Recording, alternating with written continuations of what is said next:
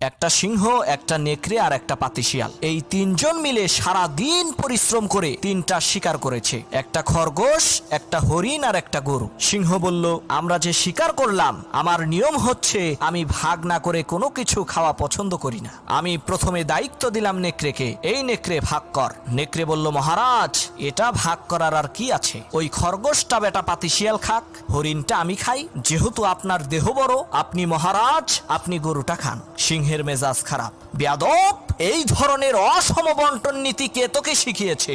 এক থাপ্পড় মেরেছে, নেকড়ের কল্লা 50 হাত দূরে যেয়ে পড়ছে। এবার সিংহ শিয়ালকে বলছে, এই শিয়াল, ভাগ কর বেটা। শিয়াল কয়, মহারাজ, এর মধ্যে ভাগ করার কিছু নাই, আপনি ব্রেকফাস্ট করবেন খরগোশ দিয়ে, লাঞ্চ করবেন হরিণ দিয়ে, আর ডিনার করবেন গাভী দিয়ে। মহারাজ খুব খুশি। হে রে শিয়াল রে, এত ইনসাফ ভিত্তিক বন্টন নীতি কে তোকে শেখালো রে? শিয়াল বলে, কিছুক্ষণ আগে যে কল্লা দিয়ে গেছে